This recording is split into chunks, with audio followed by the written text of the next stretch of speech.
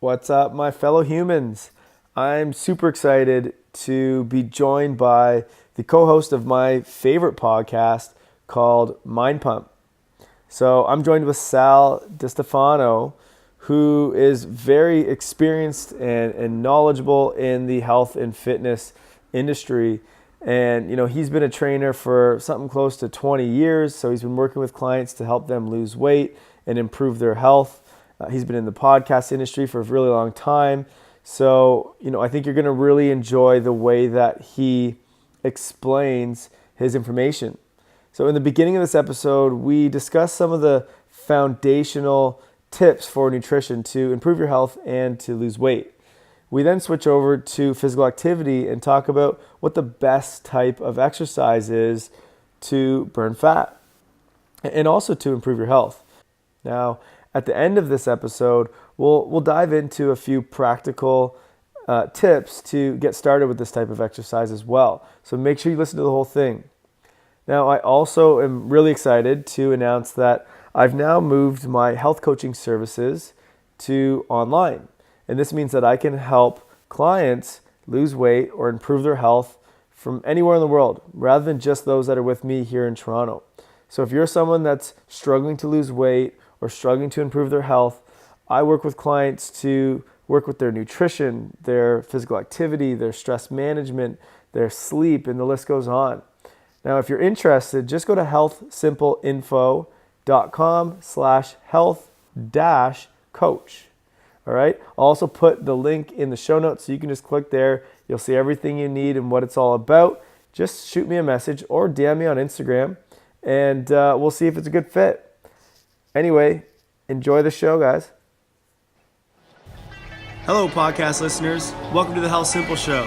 I'm your host, Kyle Reedhead, and I interview health and wellness experts from around the world to help you live healthy, happy, and stress-free. Enjoy the next show. Yeah, so Mind Pump, the podcast is part of our company, the media company, but the podcast so far has some of our largest reach. But really, the media, Mind Pump Media Company, we put together to create quality fitness and health and wellness media through all the different new media outlets. So YouTube, podcast, we now have articles and blogs, and we create programs and guides. But our goal really is just to disseminate good quality information with integrity in regards to fitness and health. We thought that there was a need in the market for that, and there was a very low supply of it. And we try to do it in an entertaining way. We know that when we entertain people and we come across as authentic and ourselves, that people tend to hear what we have to say and try to communicate it in a way that's the most effective as possible. Mm-hmm. And I mean, you guys do a great job at it. I mean, one thing I love about the Mind Pump podcast, anyway, the YouTube channel is great as well. I've spent hours on that thing learning about different exercises and rehab exercises, things like that. So, I mean, definitely if you're listening, check it out. It's really, really good. But the thing I like about the podcast is that it's not just your typical interview. I mean, we're doing an interview now, kind of a discussion, but you guys are almost like an audio talk show. And it's super interesting, and it's a lot more, I think it's very fun.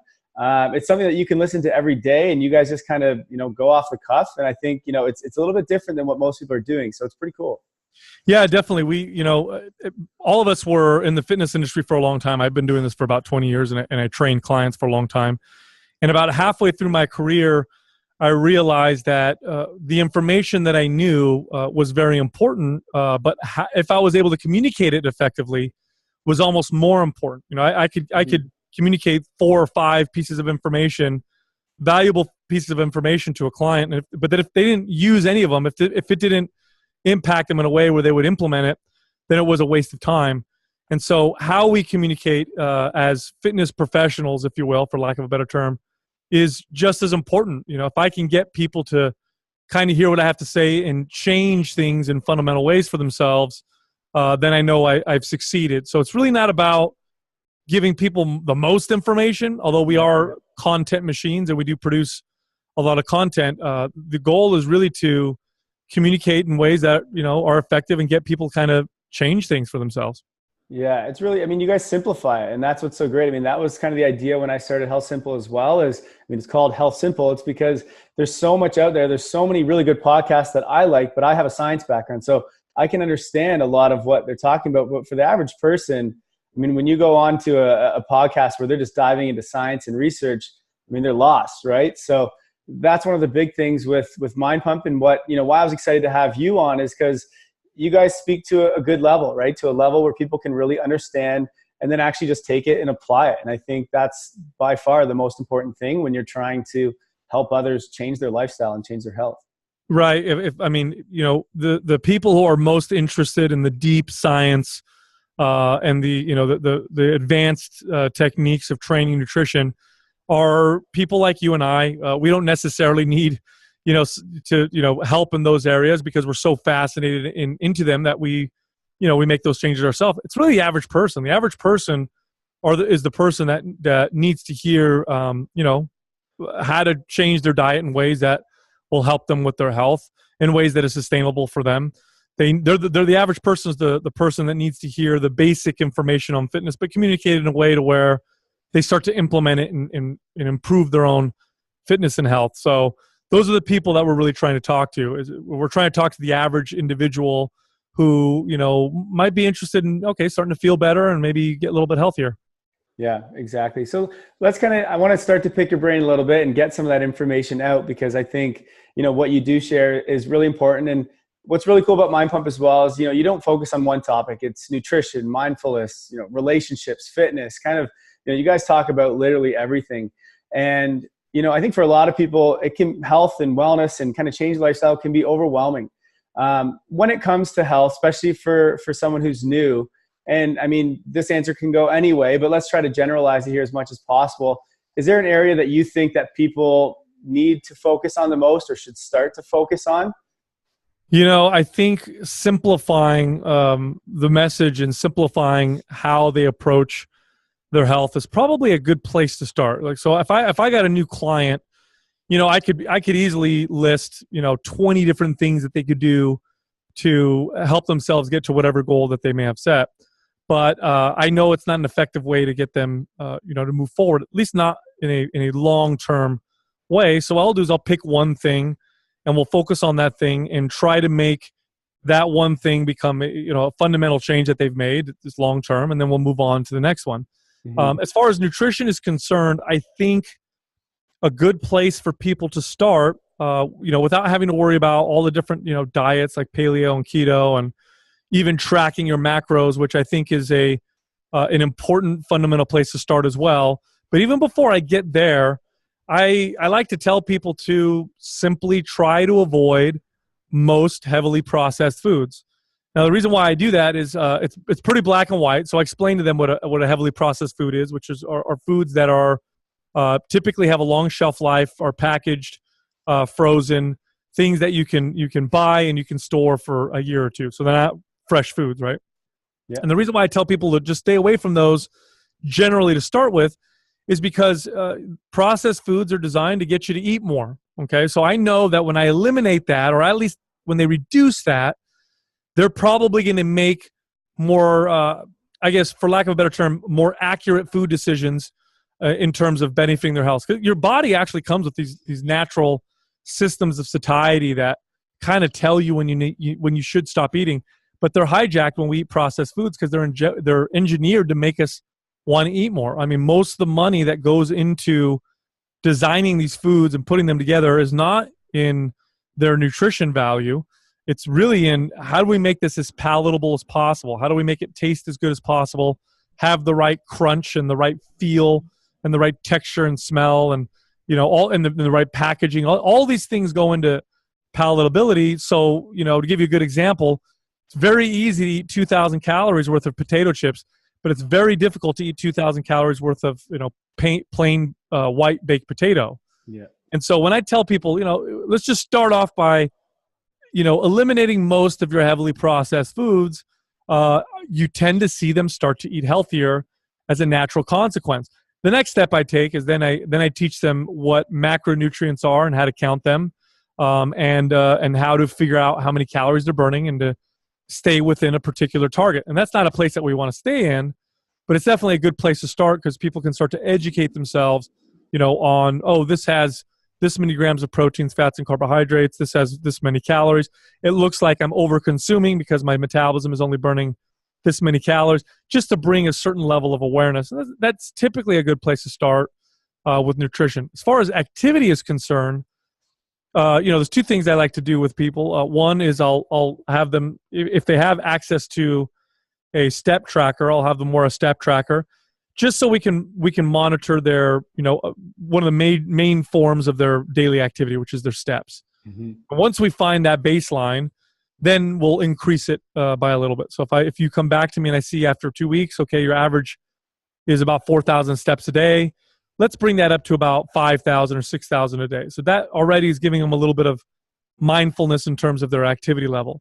And we'll add a little bit of resistance training to the routine. Typically, when I start working out with someone, I'll have them lift weights with me anywhere between 1 to 3 days a week, so on average about twice a week. And the goal of resistance training initially is to give them better movement patterns, but really what we're trying to do is to give them a metabolism that is better equipped to deal with modern life. In other words, we want to have a faster metabolism, and resistance training provides that better than any other form of exercise. And people wonder, well, why do I want a faster metabolism so I can be skinnier? Well, that's part of it, definitely. But a faster metabolism, being the result of a little bit more muscle on your body, increases insulin sensitivity. It gives your body the ability to store glycogen or glucose a little bit better. Gives you more strength and mobility. And then, of course, if you burn more calories, you have a wonderful insurance against eating too much food and against a sedentary lifestyle, which modern life does not lend itself well to activity. You have to go out of your way to move with modern life. So it's good to have a faster metabolism in that particular case. Yeah, I completely agree with all that. I love that. And that's kind of the same path that I take my clients on as well. It's funny, I just actually did a post today all about kind of 3 simple food rules to live by. And it's essentially just eating real food, foods that roamed the earth, foods that swam in the water, or foods that were grown in the earth, right? And foods that were either foods that were cooked by humans or made by humans, not made by humans, and foods that will rot eventually. And that's exactly, I literally posted that like 20 minutes before we started recording this. So excellent. Right in line there. Now, the resistance training is very interesting. You said, I think a lot of people, when they are looking to lose weight or get into exercise, they want to burn as many calories as they can, or they want to sweat as much as they can. And this is why you're seeing a lot of the, circuit type training, and, you see cardio all the time. These things are very popular. How is it?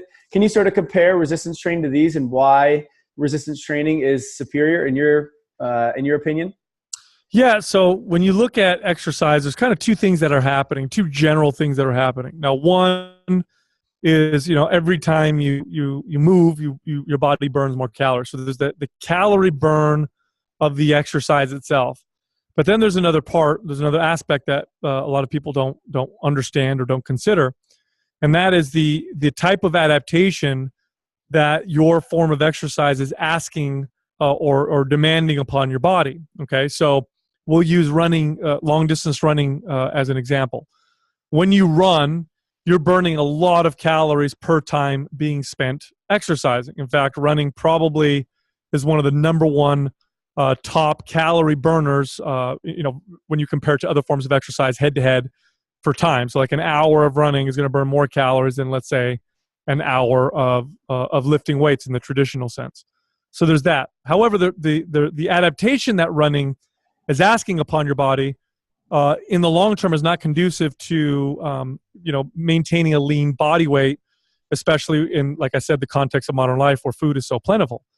When you're running long distance, you are asking your body to improve its ability to run long distance. And so what does your body need to do in order to do that? Well, it needs to have more endurance, which doesn't require lots of muscle. In fact, endurance requires, especially with low resistance, which is what running is, requires very, very little muscle.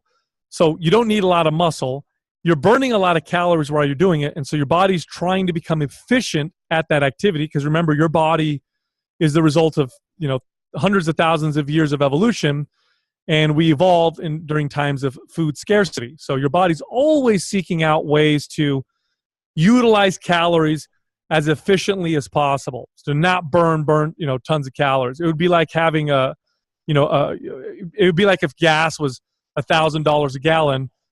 You wouldn't want to buy a car that was a V8, right? You'd want to conserve as much as possible because it was very expensive.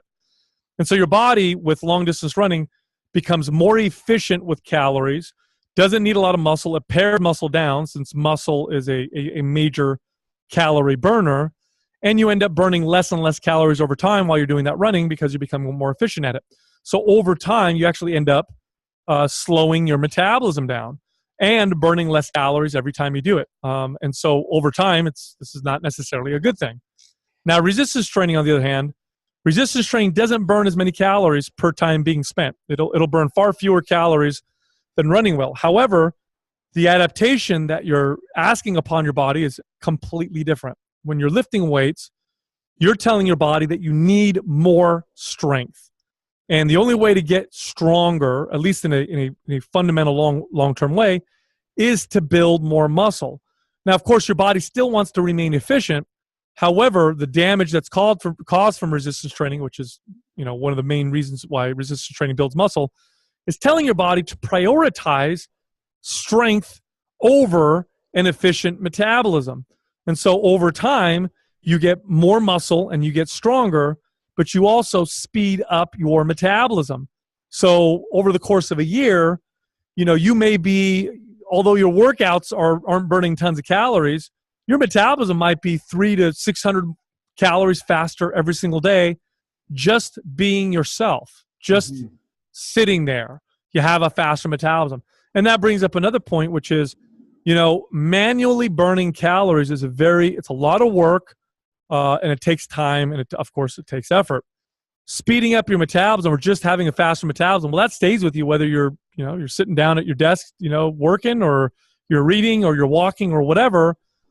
You have that faster metabolism, so you burn more calories automatically.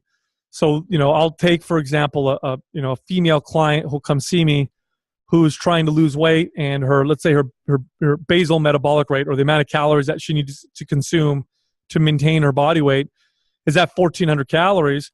Well, over the course of 6 months or a year, I can get her to the point where her body's burning 2,000 calories all on its own, and we don't require or need lots of manual calorie burning. She doesn't have to do tons of cardio every single day to maintain that, and her metabolism isn't adapting in a way that's slowing down over time anyway.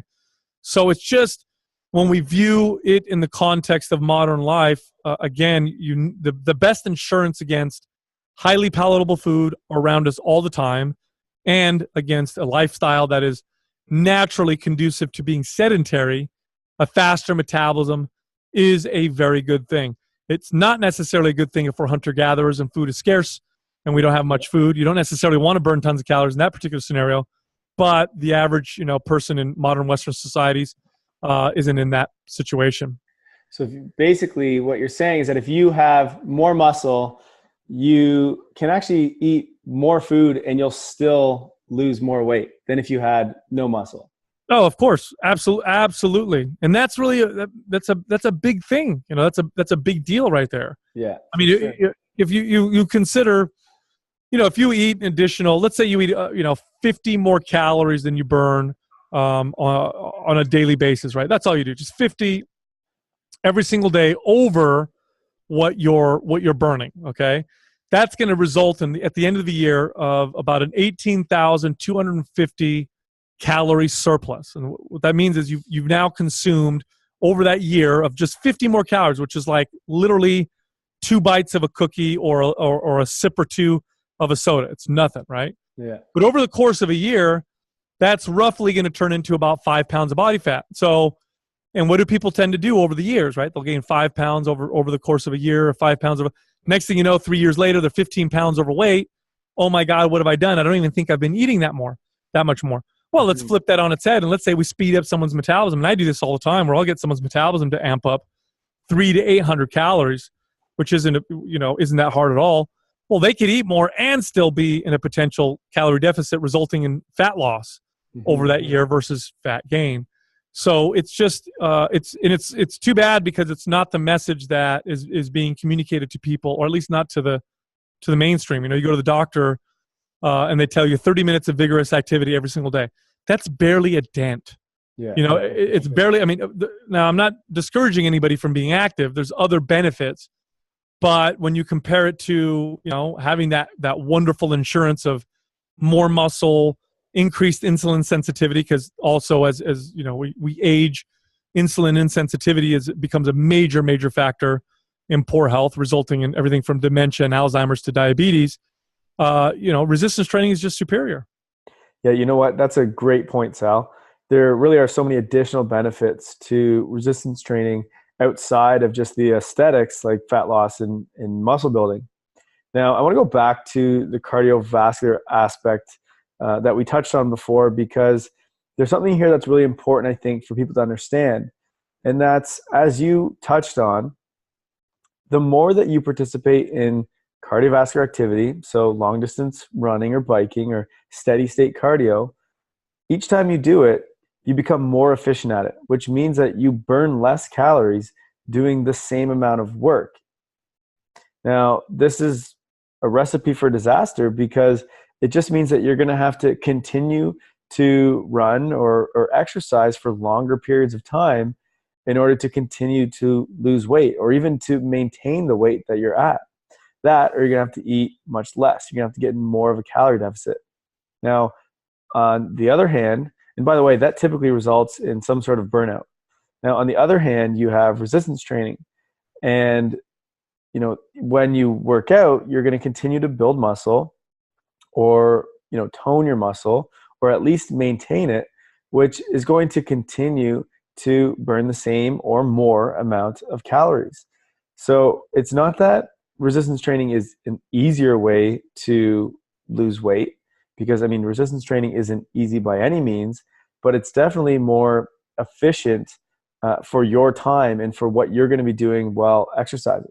Right, and I'm not saying don't do cardio. What I am saying is cardiovascular activity has some other benefits that you should not ignore. Mm-hmm. But the one form of exercise that you should be doing is resistance training. Yeah. It's not the one you should only be doing, but it is the one you should be doing. Absolutely, every single person will benefit from resistance training in very important ways. And I can't say that about other forms necessarily of other forms of exercise. And so, but the message has been it hasn't been that way at all. Resistance training is almost never the primary form of exercise that's recommended by medical professionals or mainstream fitness information, but it definitely should be. I think too, a lot of it's just because of the bro science, and you get the big jack guys in the gym that kind of scare everyone away from doing resistance training. And part of that, and a lot of, especially females, when you tell them that they should resistance train, well, they say, well, I don't want to get bigger. You see people in the gym, they're just getting huge. I don't want to get big and bulky. What do you have to say about that? Well, building big muscles is very, very hard. I wish it was that easy. It's a slow process. You definitely get a metabolism boost, but building like substantial amounts of muscle, boy, is that a hard process. So, and here's the thing for women. Women just genetically are not predisposed to building massive muscles. So women can lift weights like a bodybuilder for 2 or 3 years, and usually the result of that is a very sculpted, tight-looking body with good shape. It's extremely rare for a female to lift weights and build what some women would consider masculine-looking muscle. Mm-hmm. It's a very, very rare thing indeed. And when you see the women that do build that kind of muscle, what you're dealing with usually are the genetic anomalies, like the Serena Williams, who's just a freak of nature athletically, and you probably don't fall in that category. And the second thing is, many of these women are on anabolic hormones like testosterone that sends this hormonal signal to build muscle and essentially become more male, if you will. Yeah. But otherwise, it's not a problem. And if you were one of those genetic anomalies that built muscle very quickly, first of all, you're blessed. Second of all, still doesn't happen overnight.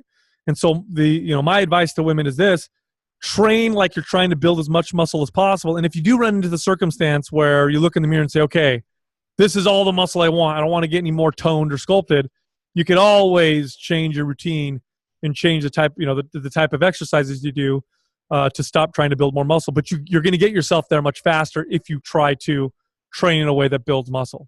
Mm-hmm. I mean, if it was easy to build muscle, we'd all be just jacked out of our minds. It's not easy. Look, muscle is expensive. It's expensive tissue.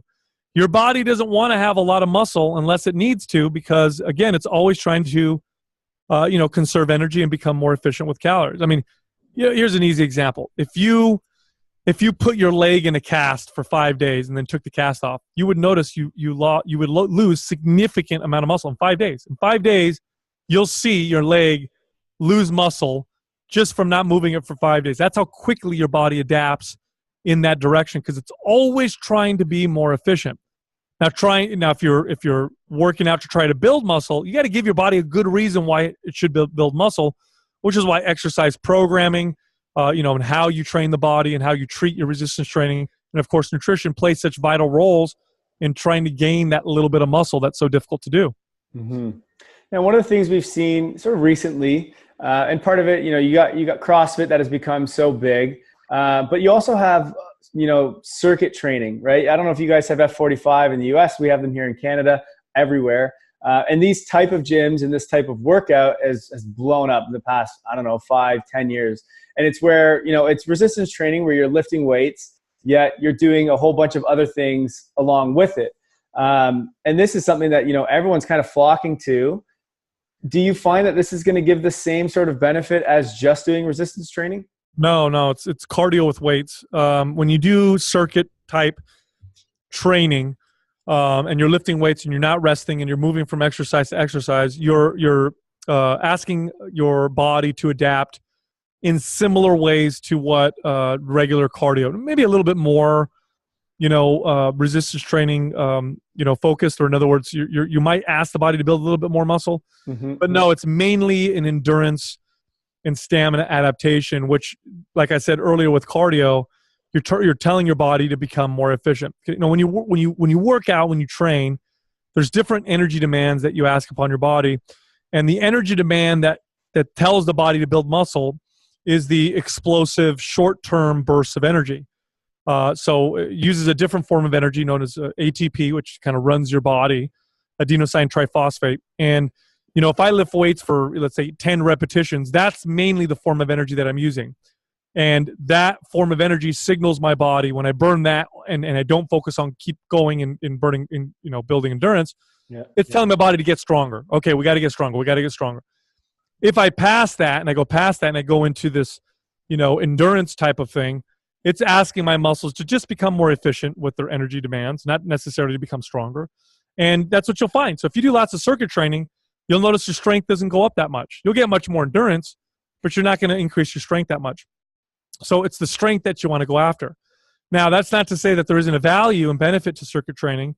I think in the short term, if you were to do it for a 3 to 4 week period of time, it's a very effective way to burn lots of calories, and it'll give you really, fast results. But if you stay on that path, you'll find again that your metabolism starts to slow down. You get no more results, and then you may actually start to see yourself slide backwards.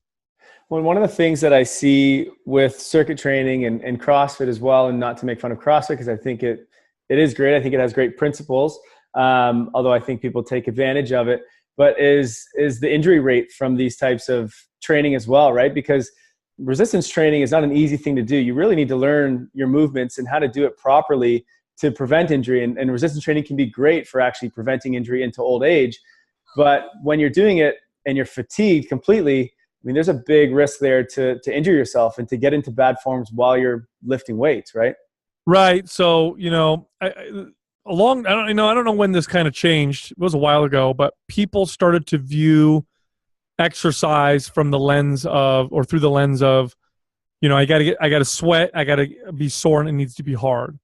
Instead of, this is a skill that I need to learn and practice. Okay. So when I'm doing circuit training in particular, the goal is sweat and move and keep going until I can't do anymore. It's all about this intensity. Well, when you're fatiguing like that and pushing like that, form breaks down, things become loose. injuries tend to occur. But even more than that, if you go into resistance training, especially as a beginner, your body has these preset recruitment patterns and movement patterns that you've developed through your whole life. So like if you sit down a lot, all day long at work and at home, and you're not that active, and every time you are active, you have these patterns. These are your default patterns, and you become best at these default patterns. I use this analogy all the time, so I'll share it on your show. Sure. If I learned how to use a typewriter with just my 2 index fingers, and I did that for years, I would get pretty darn good at using my 2 index fingers. Mm-hmm. And then if somebody came up to me all of a sudden and said, hey, let me show you this new way of typing and using all of your fingers, that's going to make you much faster. Well, for the first few months, I'm not going to be faster using all my fingers. I'm going to be faster using my default pattern, the one that I'm best at doing, even though, using all of my fingers is a much better approach. Now, if I stick with it and move with it over a period of time, I'm going to surpass my previous speed and become much better and more efficient at typing. Well, you have these default patterns in your body because you don't exercise or because you're a beginner or whatever. When you go to the gym and just train to fatigue, you aren't training better recruitment patterns. You're strengthening the old ones because you're fatigued. Your body's moving in a way that it moves best because that's the way you always move. So you never give yourself an opportunity to develop better movement patterns, which then can become much more effective at preventing injury, getting you to build more muscle, and burn more body fat. And circuit training encourages that kind of shitty form where okay, I'm going to do the first few reps perfect, but now I'm getting tired. My body automatically is going to move to its default pattern, which is the way my body knows how to move better, but it's not an ideal way to move, especially not in the long term. If you do traditional resistance training, you should approach it with the idea that I'm going to learn the skill and I'm going to the gym to practice. I'm not going to the gym to beat the crap out of myself. I'm going to the gym to get really good at these fundamental movements. And so I go to the gym and I squat and I perfect my squat and I press and I perfect my press and I perfect my row. And over time, the perfect form becomes my default pattern. And over time, I'm able to apply higher and higher levels of fatigue and intensity without my form breaking down. And this is why it takes a while one of the reasons why it takes a while before you can really beat yourself up in the gym. Well, you nailed it on the head with it's a skill, right? It's a foundational movement that really, if you look at us as a little baby, I mean, it's something that, we can do well. You see a little kid squat and they're unreal, neutral spine, the knees are out, everything is just perfect. And then we get those imbalances. And so really what it is that resistance training should be your foundation where you start, you learn it all. And then it's like, okay, now if you want to move on to other things, it may be okay. Because I mean, I see people in yoga all the time. And I mean, there's not a lot of load other than body weight in yoga, but I still see people with knees going in and just brutal form when they're doing these like fast kind of flow yogas. And I'm thinking, they really need to get into the gym and start learning it as a skill first. And then it translates over into yoga, or it translates into, circuit training. And I think that's something you guys talked about on the podcast last week. And I thought that was really cool, is that resistance training really is something that can translate into all the other types of exercise as well. It's the most modifiable form of exercise that exists. So when you do, let's say I'm going to go swimming and I'm going to use swimming as my workout, or I'm going to run, or I'm going to do, like you said, like yoga. There's a particular type of movement and exercise that qualifies it as yoga or qualifies it as running or swimming. Resistance training is more of a philosophy of exercise. It's more, it's not necessarily a specific thing. It's much more, it's using resistance, but pretty much almost in any way that I can within a particular set of parameters. I can train someone who, is injured. I can train someone who's tall, short, skinny, fat, somebody who's a complete beginner, someone who can't even get off the couch, to somebody who's extremely advanced. The weights follow the person. The person doesn't have to follow the weights. That's not necessarily true for other forms of exercise. The other thing you want to consider is that strength is the foundation of all physical pursuits, and strength contributes to all physical pursuits. And so what I mean by that is, if I dramatically increase my endurance, I probably won't influence my strength that much. But if I dramatically increase my strength, my endurance will actually go up a little bit. And this is true for most things. And so if we understand that it's that foundation and we apply it properly, you're going to notice improvements in almost all aspects of your, performance. Yeah, completely agree. I love that. Now, for those that are listening, and there may be some people listening right now that go, okay, I'm going to start resistance training for the first time. They've never done it. Where do you typically start? I mean, there's machines, there's free weights, there's cables, there's kettlebells, body weight exercises. There's so many different types of resistance training, and maybe that's a reason why people tend to shy away from it. How do you really simplify this for your clients, and what do you recommend? If we're looking at the individual, we have to assess them first to figure out what the best movement patterns are to encourage. But to give you more of a general answer for your audience, you want to be able to do a few fundamental things or movements, and you want to be able to do them well. So one of them is squat. You want to be able to do a full squat. This is a fundamental human movement we've all lost in modern societies because we never sit in a squat. We all sit in chairs, and nobody ever squats anymore. It's very important. It's how we humans, especially if you examine hunter-gatherers, it's how humans sit. It's how we poop. It's how we give birth. It's how we rest and relax. And it's a movement that even in athletics, if you get really good at squatting, you're really strong at squatting, it helps you perform better.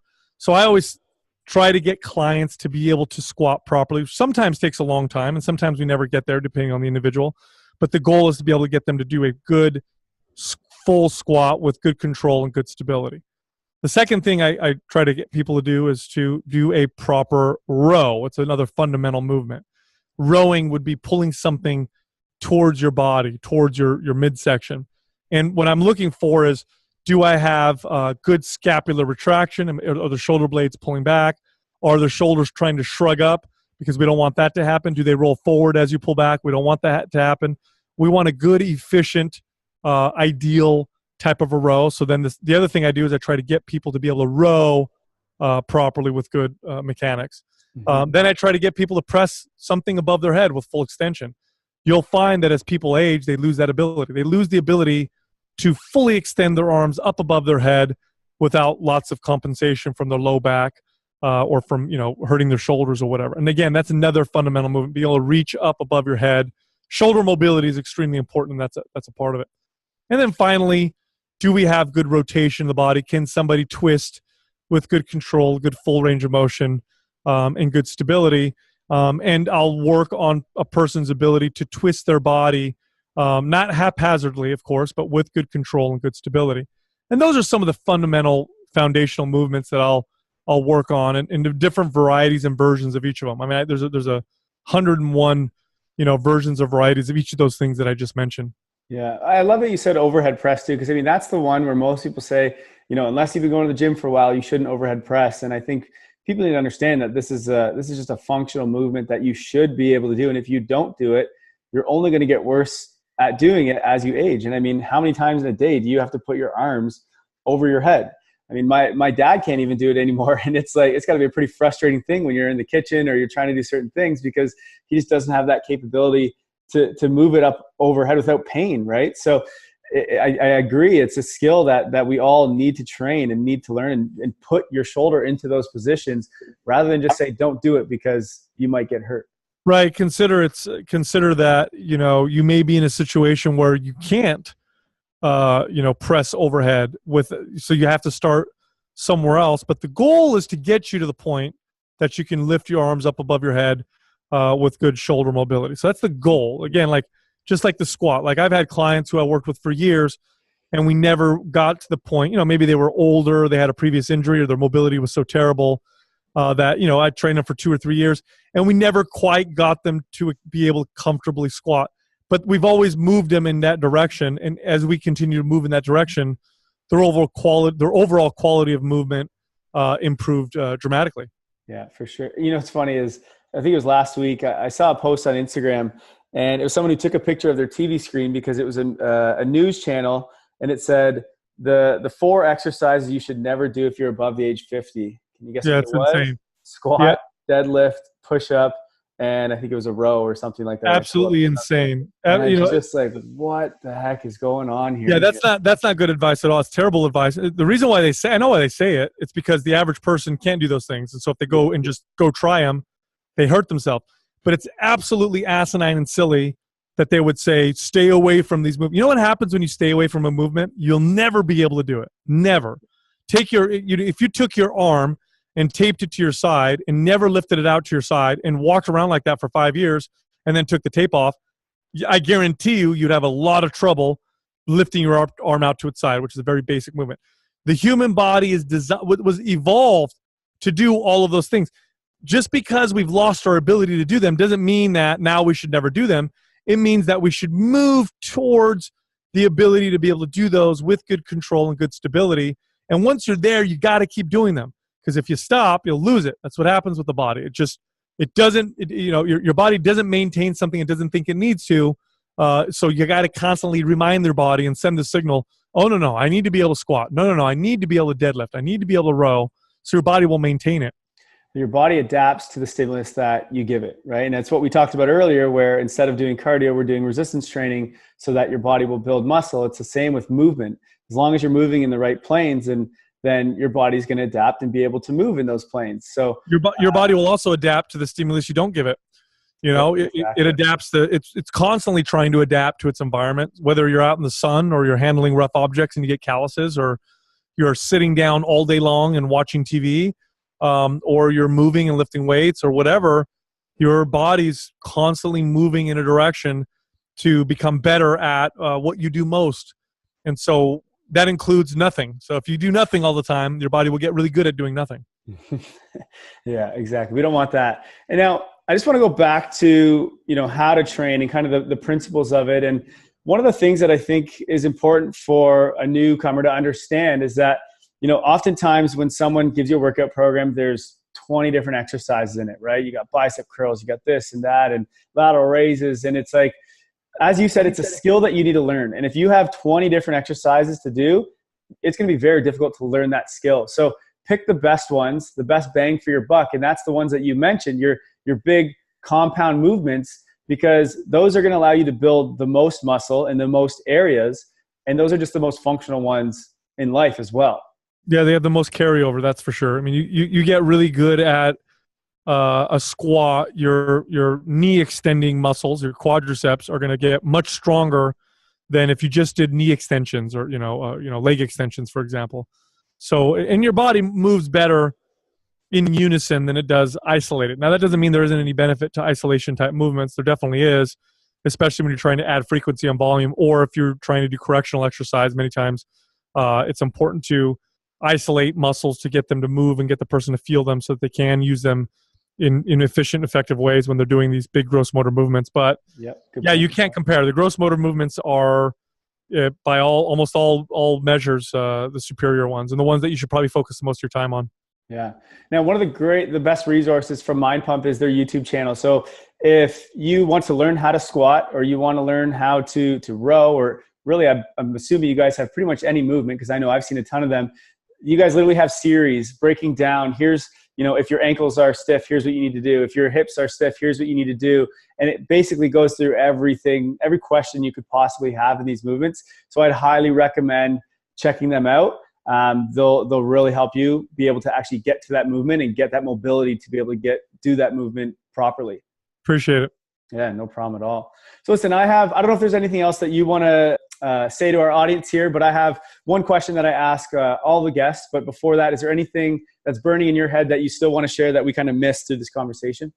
No, I think, I think if you approach your fitness and health from a position of self-care, like you want to try and take care of yourself, that tends to move people in the right direction versus motivating yourself by, self-hate. I hate the way I look. I hate my body type of deal. That tends to push us in the direction of punishing ourselves and treating exercise not as a skill, but rather as a punishment. And then, that point right there, when you go to the gym and when you do work out, aim to perfect and get good at the movements rather than trying to just get sore and sweat. In the moderate and in the long term, you'll see far superior results from that mentality versus the one where you're just trying to beat yourself up. Yeah, exactly. So, all right. So here's the final question here for you. You've been through a health journey of, I think you said 20 years now. You've been in the fitness industry. You may have been working on your health for longer than that. But, knowing everything that you currently know, if you were to go back to the very beginning when you were just starting out and you were to lose everything that you know right now, what would be the one thing you'd want to keep with you, or the one thing that one piece of advice that you want to know when you're just starting out? Oh, well, since when I first started, I was 14, and my goal was to build as much muscle as possible. If I just knew to focus on the big gross motor movements and just to practice them and do them 3 days a week, and that's it, would have made a huge difference. Yeah. I wish I would have done that too, because I mean, my ankles are crap, so I can barely get into a squat, and I've been working on it for years. So, if I was just doing it at a younger age, it would have made life just so much easier. Absolutely. Sure. I definitely appreciate that advice myself. So, perfect. Thank you. Final thing, where can people find you and find, Mind Pump? If you want to just kind of break down what you guys have and where you are on the internet, that way other people can check you out. Yeah, so our podcast is Mind Pump. You can find it on all platforms, and our YouTube channel is Mind Pump TV. My Instagram is where you can find me personally, Mind Pump Sal. And then we also have a lot of guides that we write that are totally free. So, guides on how to train your arms, your shoulders, your legs, how to lose weight, how to do HIIT training properly. All of our guides can be found at mindpumpfree.com. Awesome. Well, Sal, listen, I really appreciate you coming on here. I love the information that you're putting out on a daily basis, really. Your podcast is awesome. It's super interesting. And I know that it's helping, a lot of people improve their lifestyle. So, we definitely appreciate, you guys taking your time and your efforts to doing that. So again, thanks for everything that you're doing, and thanks for coming on the show. No problem. Appreciate it. Thank you. Hey guys, I hope you enjoyed this episode of the HealthSimple Show. More importantly, I hope you learned something from it. If you did, leave me a review on iTunes. It would mean the world to me.